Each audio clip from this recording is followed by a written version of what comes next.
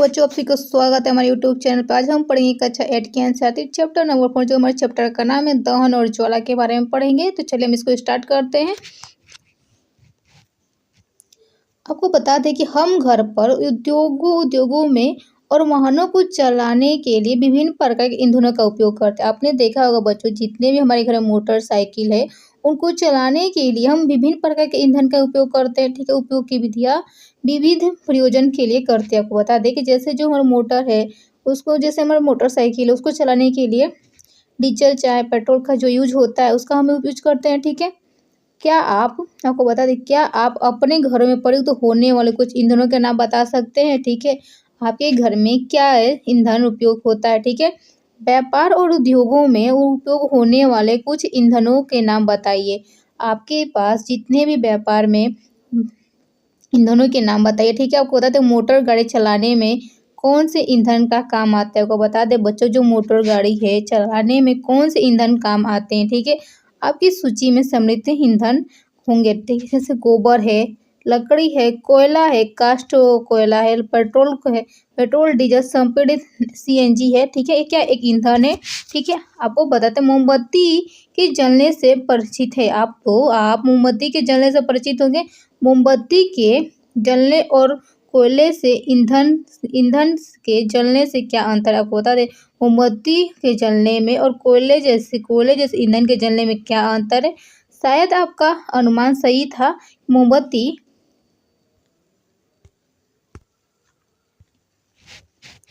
आपको मोमबत्ती के जलने से परिचित है। मोमबत्ती के जलने और कोयले जैसे है, मोमबत्ती और कोयले के जैसे ईंधन के जलने में क्या अंतर, मोमबत्ती और कोयले के जलने में क्या अंतर है। शायद आपका अनुमान सही था बच्चों। कि आपको बता दें कि मोमबत्ती ज्वाला के साथ जलती है। आपको बता दें जो मोमबत्ती है ज्वाला के साथ जलती है, जबकि कोयला नहीं है, ज्वाला के साथ नहीं जलती जबकि कोयला, ऐसा नहीं है। इस प्रकार आप अनेक ऐसे पदार्थ पाएंगे जो बिना ज्वाला के जलते हैं। आपको बता दें कि आप ऐसे अनेक प्रकार के पदार्थ पाएंगे बच्चों जो बिना ज्वाला के जलते। आइए जलने के रासायनिक प्रक्रम और इस प्रक्रम में उत्पन्न ज्वाला के प्रारूपों का अध्ययन करेंगे। आपको बता दें बच्चों कि जो मेरा चैप्टर है उसमें हम जलने के रासायनिक प्रक्रम और इस प्रक्रम में उत्पन्न ज्वाला के प्रकार प्रारूपों के बारे में अध्ययन करेंगे। अब हम पहला टॉपिक है दहन क्या है उसके बारे में जानने की कोशिश करते। चलिए आपको बता दें कि कक्षा 7 में मैग्नीशियम दहन के क्रियाकलाप का स्मरण कीजिए। आपको बता दें बच्चों को, जब हमने आपको बताया था कि मैग्नीशियम रबड़ का दहन के क्रियाकलाप का याद रखना है, कक्षा 7 में हम आपको पढ़ा दिए। ठीक है, आप नहीं पढ़े तो इसमें भी हम आपको समझा देंगे। आप देखते हैं, हमने देखा था कि मैग्नीशियम जलकर मैग्नीशियम ऑक्साइड बनाता है और साथ में ऊष्मा और प्रकाश उत्पन्न करता है। आपको बता दें जब मैग्नीशियम जलता है तो बच्चों तो मैग्नीशियम ऑक्साइड बनाता है और साथ ही में ऊष्मा और तथा प्रकाश का उत्पन्न करता है।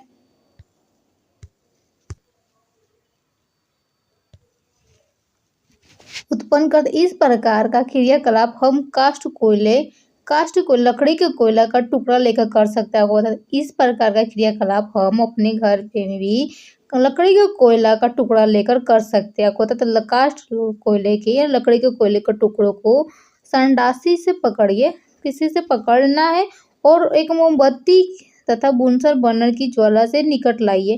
तो मोमबत्ती पे लेकर आइए।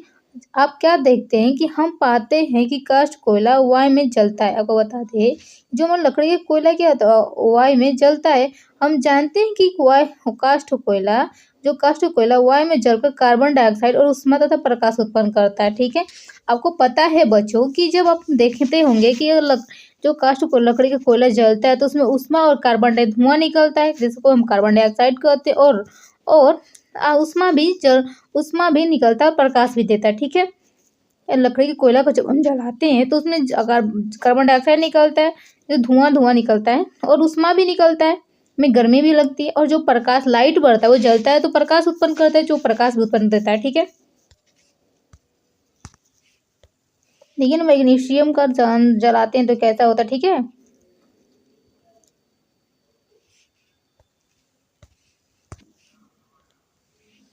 देखिए रासायनिक प्रक्रम में जिसमें पदार्थ ऑक्सीजन से अभिक्रिया कर ऊष्मा देता है। आपको बता दें रासायनिक प्रक्रम जिसमें पदार्थ ऑक्सीजन से अभिक्रिया कर ऊष्मा देता है दहन कहलाता है। जिस पदार्थ का दहन होता है वो दाह कहलाता है। अब बता दें, जिस पदार्थ का दहन होता है वो दाह कहलाता है। इस ईंधन में आपको इस ईंधन भी कहते, इसे ईंधन भी कहते। आपको ईंधन ठोस, द्रव, गैस कुछ भी हो सकता है। लिक्विड भी हो सकता है, ईंधन ठोस भी हो जाता है और गैस भी हो सकता है आपको, ठीक है। कभी कभी बच्चों, कभी कभी दहन के समय ज्वाला के रूप अथवा एक लौ के रूप में प्रकाश भी उत्पन्न होता है। आपको बता दें, जो कभी कभी क्या होता है बच्चों कि जो दहन होता है ना, दहन के समय ज्वाला के रूप में अथवा एक लौ के रूप में प्रकाश उत्पन्न होता है, ठीक है। ऊपर दी गई अभिक्रिया में मैग्नीशियम और कास्ट कोयला एक दाह पदार्थ है। आपको बताते हैं, दाह पदार्थ जिसका हम दहन करते हो क्या, तो वो दाह कहलाता है, ठीक है। और दहन क्या होता है, रासायनिक प्रक्रिया में जिन पदार्थ से ऑक्सीजन से अभिक्रिया कर ऊष्मा देता है उसे हम दहन कहते हैं। दहन कहलाता, और जिस पदार्थ का दहन होता है ना बच्चों, जैसे मैग्नीशियम और कास्ट को लेकर एक दाह का उदाहरण है, ठीक है। अब बुझो सोचता है कि हमें बताया गया था कि भोजन हमारे शरीर के लिए किस भोजन आपको बता, भोजन हमारे शरीर के लिए एक ईंधन है। हम भोजन, बुझो सोचता है कि भोजन में हमको भोजन को पता, बुझो को पता है कि भोजन हमारे शरीर के लिए क्या एक ईंधन का काम करता है, ठीक है। बुझो ऐसा सोच,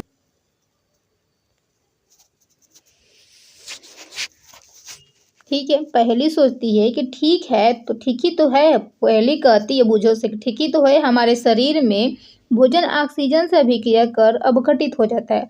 अब पहली कहती है कि जो हम भोजन, बुझो जो कहता है कि भोजन क्या है, हमारे ईंधन के एक ईंधन के रूप में काम आता है शरीर। और ठीक पहली कहते हैं ठीक ही तो है, जैसे आपको बता दें कि हमारे शरीर में भोजन ऑक्सीजन ऑक्सीजन से अभिक्रिया कर अपघटित हो जाता है और ऊष्मा उत्पन्न करता है। ऊष्मा हमने कक्षा 7 में सीखा था, बुझो पहले को याद था कि कक्षा 7 में हमने सीखा था कि जो भोजन है हमारे शरीर में ऑक्सीजन से अभिक्रिया अपघटित तो टूट जाता है और ऊष्मा उत्पन्न करता है, ठीक है। हम एक क्रियाकलाप के माध्यम से देखते हैं कि पता है कि स्ट्रा माचिस की तीलियां, स्ट्रा माचिस की तीलियां, मिट्टी का तेल, कागज, लोहे की कील, पत्थर के टुकड़े, शीशा आदि कुछ पदार्थ इकट्ठे करना है अपने शिक्षक को देख रेख में, ठीक है। इन पदार्थों को एक एक कर जलाइए। यदि पदार्थ जलता है तो इसे दाह का ही दिखाई, दाह दिखे, अन्यथा नहीं जलता अदाह दिखाइए, ठीक है।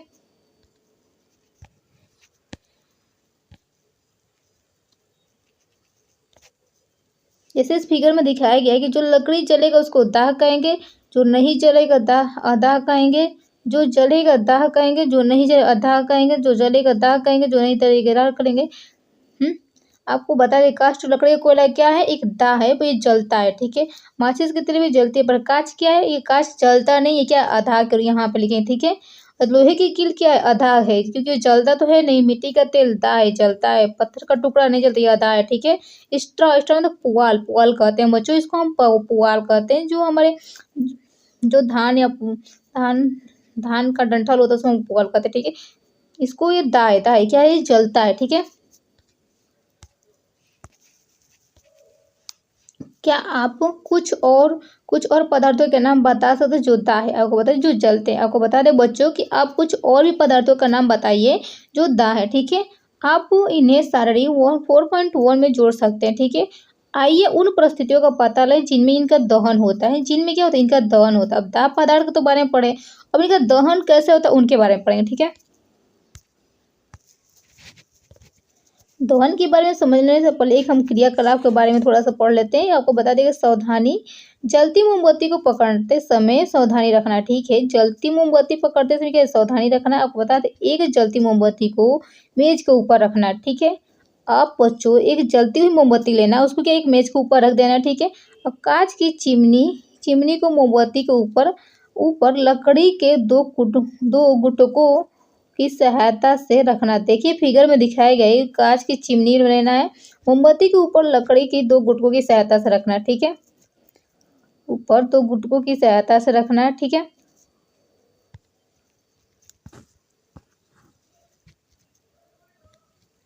वायु का चिमनी प्रवेश करता है, वो आपको बता दें जो एयर होता है चिमनी में प्रवेश करता है। अब ज्वाला को क्या होता है, अब लकड़ी के गुटके को हटाकर चिमनी को मेज पर टिका दीजिए, ठीक है।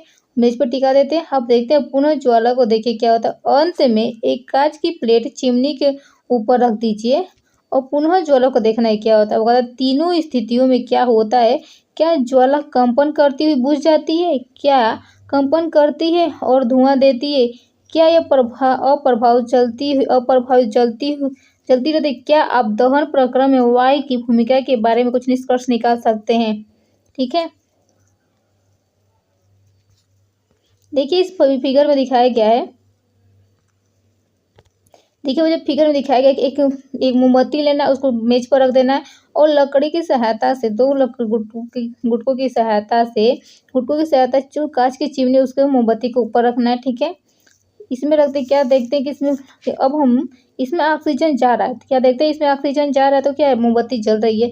जब हम इस दोनों गुटकों है कांच चिमनी को दोनों गुटकों को हटा दे, कांच की चिमनी को टेबल से चिपका जो सिपकती, क्या ऑक्सीजन तो उसमें जाता ही नहीं है, क्या तो वो बंद हो जाता है, जो हमारी मोमबत्ती है वो बुझ जाती है। ठीक है, तीसरे में क्या देखते हैं कि जो हमारी बुझती हुई मोमबत्ती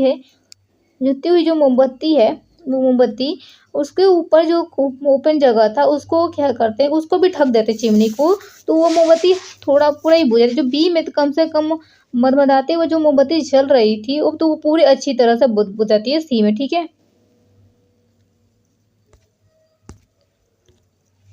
आपको बता दें बच्चों, हम पाते हैं कि दहन के लिए एयर क्या आवश्यक है। बताओ किसी भी चीज को जलने के लिए ऑक्सीजन की क्या आवश्यकता होती है। ठीक है, आपको बता दें कि अवस्था ए में, जैसे आपको फिगर में अवस्था ए में मोमबत्ती निर्बोध रूप से जलती रहती है, निर्बोध रूप से क्या जल रही है, हम जलती रहती है, हमेशा जलती रहती है।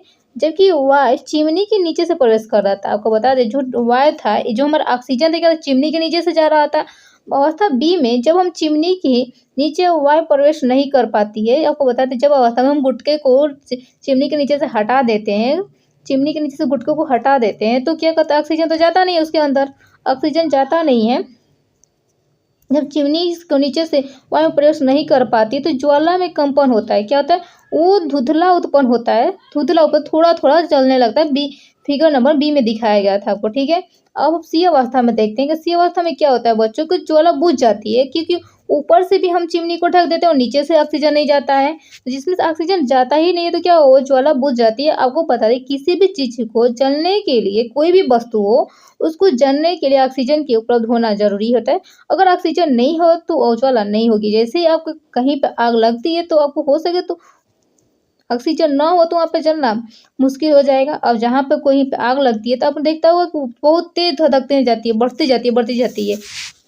अगर वहाँ पे ऑक्सीजन ना होता तो उसको क्या होता है, उसको बुताया जा सकता है, वो आग को बुताया जा सकता है। ठीक है,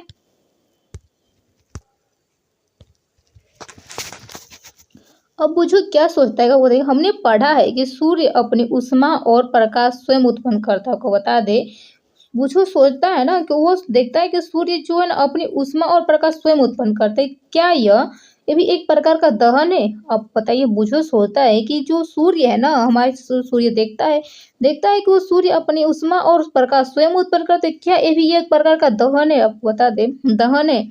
और सूर्य में उष्मा और नाभिकीय अभिक्रिया द्वारा उत्पन्न होती है। आपको पता है जो सूर्य में उष्मा और प्रकाश नाभिकीय अभिक्रिया द्वारा उत्पन्न होती है। ठीक है, और आप इस प्रकार के बारे में आगे चलकर पढ़ेंगे बच्चों। जो आप पढ़े मुझे सोचता है कि जो सूर्य है अपनी उष्मा और प्रकाश स्वयं उत्पन्न करता है, पर सूर्य में जो उष्मा और प्रकाश होता है नाभिकीय अभिक्रिया के द्वारा उत्पन्न होता है। और आप इस प्रक्रम के बारे में आगे चलकर पढ़ेंगे। ठीक है, उसके बारे में आगे पढ़ने से पहले एक क्रियाकलाप करते हैं। ठीक है, उसके बारे में एक लकड़ी के कोयले का जलता हुआ टुकड़ा लेना है, लोहे की प्लेट या तवे पर रख देना है। ठीक है, आपको क्या करना है बच्चों, आपने देखा होगा कि एक लकड़ी के कोयले का लकड़ी का कोयला जलता हुआ गुटका लोहे की प्लेट या तवे पर रखिए। इसे एक कांच के जार या पारदर्शक प्लास्टिक जार से ढक दीजिए। क्या देखा होगा, कुछ समय बाद लकड़ी का कोयला जलना बंद हो जाता है। कुछ समय बाद लकड़ी का कोयला क्या जलना बंद हो जाता है। क्या आप सोच सकते हैं कि जलना बंद क्यों हो जाता है। आपको बताया थे बच्चों, किसी भी चीज को जलने के लिए ऑक्सीजन की जरूरत होती। अगर हम लकड़ी का कोयला लेते हैं या तवे या लोहे लोहे की प्लेट या तवे पर रखते हैं और उसके बाद किसी काँच या प्लास्टिक की जार के पन्ना से ढक देते हैं, तो क्या होता है वो धीरे-धीरे क्या होता है, वहाँ पे ऑक्सीजन जाना बंद हो जाती है और बंद होने के बाद लकड़ी का कोयला जलना बंद हो जाता है और वायु जाएगी नहीं उसके बाद, तो जलेगा कैसे? किसी भी चीज़ को जलने के लिए ऑक्सीजन की आवश्यकता होती है और ऑक्सीजन ना हो तो जलना बंद हो जाएगा, ठीक है? तो उसे ऊपर ढक देने के बाद उसमें ऑक्सीजन जाती ही नहीं तो क्या इसीलिए वो जलना बंद हो जाता है, ठीक है?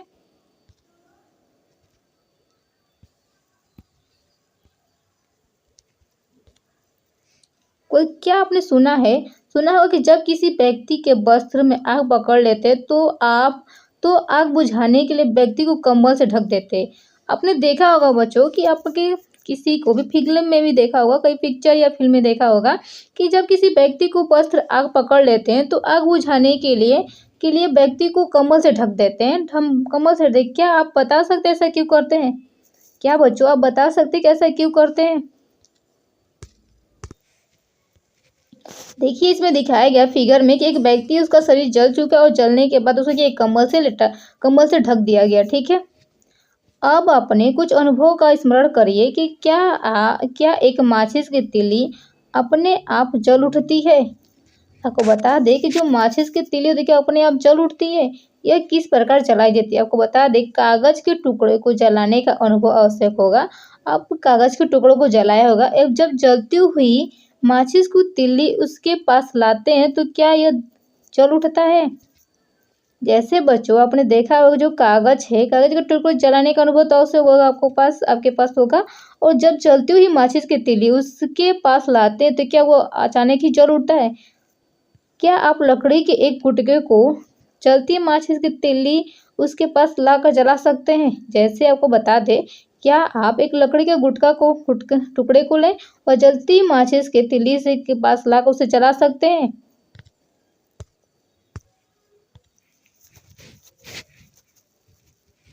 लकड़ी या कोयले को जलाने के लिए आपको कागज अथवा मिट्टी के तेल का उपयोग क्यों करना पड़ता है। आपको बता दें बच्चों जैसे ही आपकी मम्मी चाची कोई भी हो लकड़ी या कोयले को जलाने के लिए आपको कागज तथा लकड़ी के लकड़ी का मिट्टी का तेल का उपयोग करना पड़ता है। क्यों करना पड़ता है उसके बारे में कभी सोचा है। क्या आपने जंगल में लगने वाली आग के बारे में सुना होगा। आपको बता दें कि जंगल में लगने वाली आग के बारे में अब देखते हो कि गर्मियों के दिनों में बहुत से धान जैसे फसलें होती हैं जल जाती हैं, वो क्यों जलती है उसके बारे में कभी सोचा है।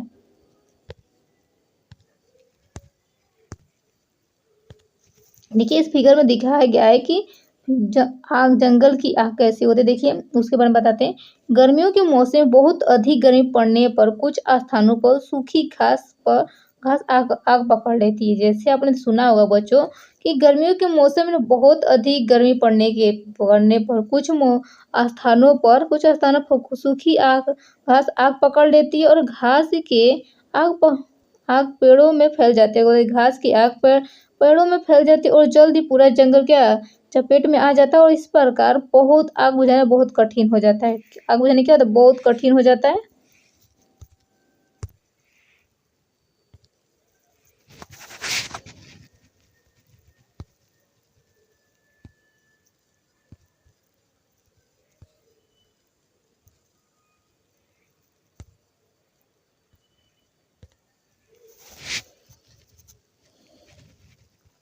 क्या अनुभव आपको बताते हैं क्या आपको ये अनुभव है कि बताते हैं कि विभिन्न पदार्थ विभिन्न ताप पर आग पकड़ता है। आपको बता दें बच्चों कि जो पदार्थ चलते हैं वो किस ताप पर चलते हैं उसके बारे में आपको पता है। आपको बता दें कि वो न्यूनतम ताप जिस पर कोई पदार्थ जलने लगता है उसका ज्वलन ताप कहलाता है। आपको बता दें जब कोई पदार्थ जिस ताप पर ना वो न्यूनतम ताप जिस पर कोई पदार्थ जलने लगता है उसे हम क्या कहते हैं ज्वलन ताप कहलाता है। क्या कहलाता है ज्वलन ताप। आप क्या आप क्या अब आप बता सकते हैं क्या बच्चों आप ये बता सकते हैं कि कमरे के ताप पर माचिस की तीली अपने आप क्यों आग नहीं पकड़ती, नहीं पकड़ लेती। आपको बता दें, जो हमारा रूम टेम्परेचर है बच्चों, उस टेम्परेचर पर जो माचिस की तीली होती है, जो जिसका उपयोग हम घर में गैस बारने के लिए, खाना बनाने के लिए यूज करते हैं, तो आपने देखा हो जो माचिस की तीली हमारे घर में रहती है, क्यों नहीं अपने आप आग आग पकड़ लेती है। माचिस की तीली माचिस की डिब्बी के बगल में रगड़ने पे क्यों जलती है। आपको बता दें, जो माचिस की तीली है, तीली डिब्बी के बगल में रगड़ने पर ही क्यों जलती है, उसके बारे में कभी सोचा, उसके बारे में, माचिस का के बारे में। तो उसके माचिस की थोड़ी क्यों जलती है उसके बारे में चलिए देखते हैं। आपको बता दें, माचिस का इतिहास बहुत पुराना है बच्चों। माचिस का जो इतिहास है बहुत पुराना। आपको बता दें, 5,000 से अधिक वर्ष पूर्व प्राचीन मिस्र में गंधक में डुबोए गए चीड़ की लकड़ी के छोटे टुकड़े टुकड़े माचिस की तरह उपयोग किए जाते थे। आपको बता दें, तो 5,000 वर्ष से अधिक वर्ष पूर्व प्राचीन मिस्र में, जो मिस्र में गंधक में डुबोए एक चीड़ की लकड़ी छोटे के लकड़ी के छोटे टुकड़े माचिस की तरह उपयोग किए जाते हैं। आपको बता दें, आधुनिक निरापद माचिस का विकास लगभग 2 वर्ष पूर्व हुआ था। बता दें कि आधुनिक जो निरापद है ना माचिस का जो विकास है, लगभग 2 वर्ष पूर्व हुआ है बच्चों। जो एंटीमनी ट्राई सल्फाइड, आपको बता दें, एंटीमनी ट्राई सल्फाइड और पोटेशियम क्लोरेट और श्वेत फास्फोरस का मिश्रण होता है। आपको बता दें, जो antimony try sulphide potassium chlorate और श्वेत फास्फोरस का क्या होता है, मिश्रण होता है। आपको बता दें, कुछ गोंद और स्टार्च के साथ मिलकर उचित लकड़ी से बनी माचिस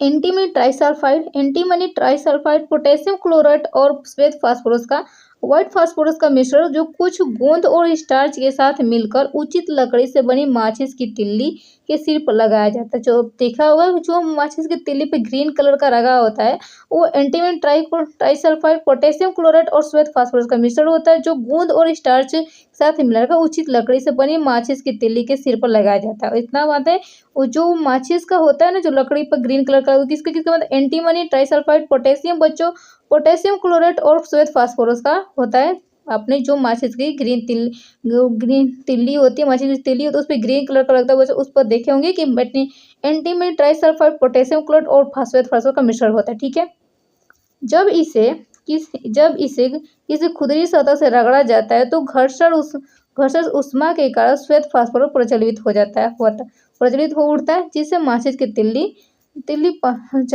का दहन आरंभ हो जाता है। आपको बता दें, जो जैसे ही जब इसे हम किसी खुरदरी वस्तु से रगड़ा जाता है, तो घर्षण से ऊष्मा के कारण श्वेत फास्फोरस प्रज्वलित हो जाता है और इससे माचिस की तिल्ली का दहन हो जाता है। परंतु श्वेत फास्फोरस आपको बता दें, श्वेत फास्फोरस जो है माचिस का उद्योग में काम करने वालों और माचिस का उपयोग करने वालों दोनों के लिए हानिकारक सिद्ध हुआ। आपको बता दें, जो श्वेत फास्फोरस है ना बच्चों, श्वेत फास्फोरस माचिस उद्योग में काम करने जितने भी लोग माचिस बनाते हैं और माचिस का उपयोग करने वालों दोनों के लिए हानिकारक था, दोनों के लिए खतरनाक सिद्ध हुआ।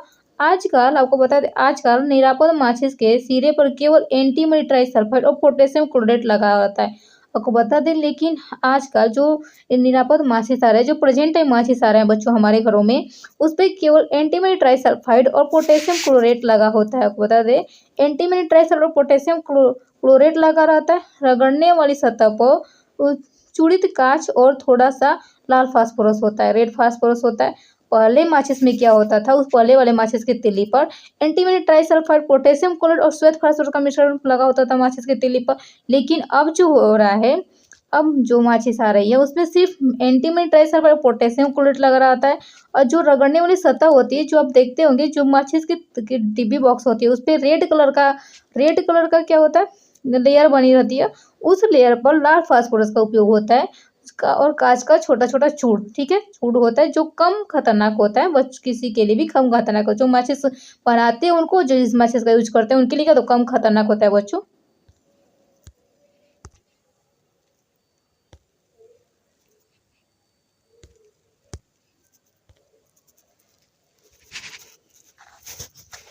जब माचिस की तिल्ली को खुरदरी सतह पर रगड़ा जाता है, तो कुछ लाल फास्फोरस श्वेत फास्फोरस में परिवर्तित हो जाता है। आपको बता दें, कुछ लाल फास्फोरस होता है जो व्हाइट फास्फोरस में परिवर्तित हो जाता है, परंतु यह तुरंत माचिस की तीली सिर पर लगे और पोटेशियम क्लोराइड से अभिक्रिया कर पर्याप्त ऊष्मा उत्पन्न कर देता है। आपको बता दें, जैसे ही हम माचिस की तीली को सिर पर लगाते हैं, पोटेशियम क्लोराइड से अभिक्रिया कर पर्याप्त ऊष्मा क्या उत्पन्न कर देता है, जैसे जैसे एंटीमनी ट्राइसल्फाइड दहन का जो एंटीमनी ट्राइसल्फाइड था माचिस की तीली पर लगा था, उसका दहन प्रारंभ हो तो जलना स्टार्ट कर देता है। ठीक है, अब आपको बच्चों समझ में आया कि माचिस का यूज कैसे करते हैं। ठीक है, माचिस भी क्या है, किन किन पदार्थों से जो उस पर तीली पर लगा तो किस मटेरियल से बना होता है, उसके बारे में, माचिस के डिब्बी के बारे में अच्छे से सबको समझ में आया होगा कि किस पदार्थों से, किन किन पदार्थों से मिलकर बना होता है। ठीक है, हमने पाया कि दाह्य पदार्थ तब तक आग नहीं पकड़ता है तब तक आग नहीं पकड़ सकता है या जल नहीं सकता जब तक उसका ताप उसके। आपको बता दें कि हमने पाया है कि दाह्य पदार्थ तब तक आग नहीं पकड़ सकता है, जल नहीं सकता है, जब तक उसका ताप उसके ज्वलन ताप से क्या तक कम रहता है। क्या आपने कभी भोजन पकाने वाले तेल को आग पकड़ते देखा है।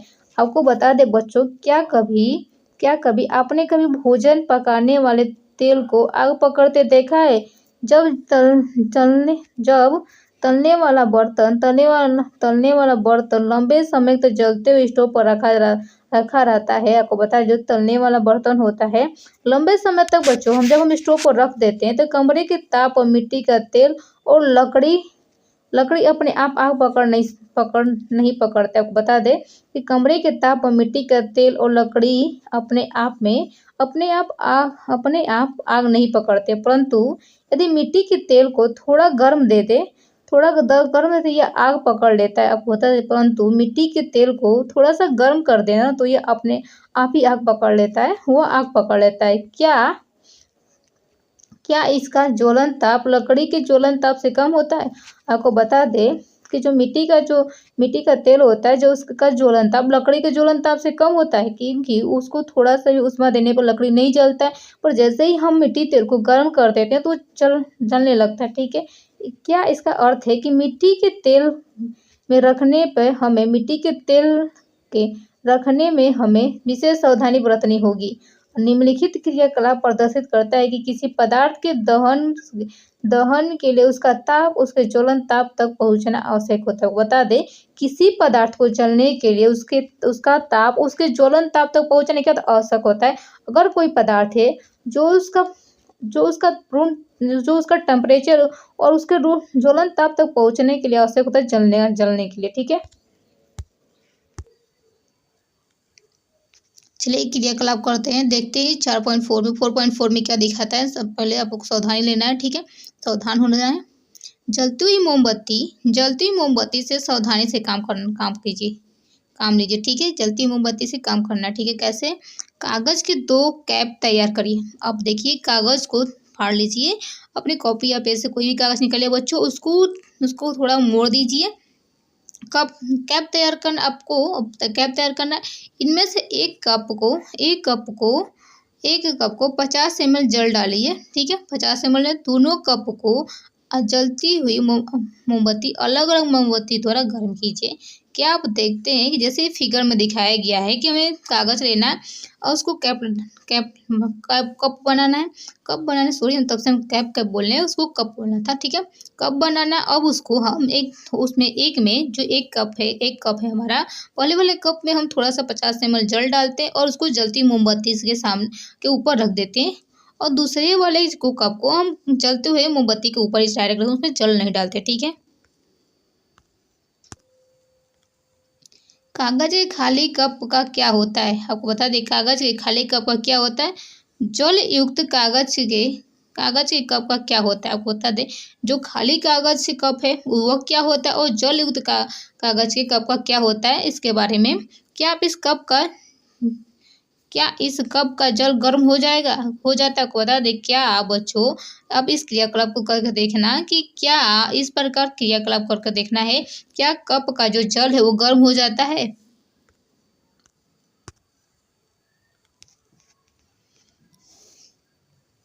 यदि हम कप को गर्म करना जारी रखें तो आपको बता दें बच्चों कि यदि हम कप को गर्म करना जारी रखें तो हम कागज़ के कप को भी जल को उबाल सकते हैं। आपको बता दें जो कागज़ के कप में भी जल को उबाल सकते हैं।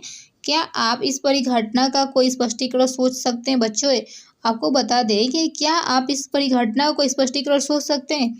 आपको बता दें कागज़ के एक कप को दी जाने वाली ऊष्मा चालन द्वारा जल में चली जाती है। आपको बता दें कागज़ के एक कप को दी जाने जो ऊष्मा होती है ना वो चालन द्वारा जल में चली जाती है। अतः जल की उपस्थित ताप कागज़ के ज्वलन ताप तक नहीं पहुंच पाता है। आपको बता दें जल की जो उपस्थित ताप होता है बच्चों वो कागज़ के उपस्थित तक कागज़ के ज्वलन ताप तक नहीं पहुंच पाता है और इसलिए वह नहीं जलता है। जिन पदार्थों का ज्वलन ताप बहुत कम होता है अथवा ज्वाला के साथ सफलतापूर्वक आग पकड़ लेते हैं उसे ज्वलनशील पदार्थ कहलाता है। आपको बता दें जिन पदार्थों का ज्वलन ताप बहुत ही कम होता है और जो ज्वाला के साथ सरलतापूर्वक आग पकड़ लेता है उसे ज्वलन पदार्थ कहलाता है। क्या होता है? ज्वलनशील पदार्थ कहलाता है। आपको बता दें ज्वलनशील पदार्थ के उदाहरण है ज्वलनशील पदार्थ के उदाहरण है जैसे पेट्रोल है, अल्कोहल है, द्रवित पेट्रोलियम एलपीजी है। क्या आप कुछ और ज्वलनशील पदार्थ की सूची बनाना है? ठीक है, बना सकते हैं बच्चों। जैसे यही ज्वलनशील पदार्थ क्या होता है उसके बारे में हम बताती हैं। और जो ज्वलनशील में कौन कौन से पदार्थ आते हैं? पेट्रोल है, अल्कोहल है, जो हमारे घर में यूज होने वाले खाना बनाने के एलपीजी गैस है वो भी क्या है? ज्वलनशील पदार्थ है। क्या आप और भी कुछ ज्वलनशील पदार्थ की सूची बना सकते हैं बच्चों उसके बारे में? ठीक है, वीडियो कैसे लगी और आप वीडियो अच्छी लगे तो प्लीज़ वीडियो को लाइक शेयर और सब्सक्राइब करना प्लीज़ ना भूलें।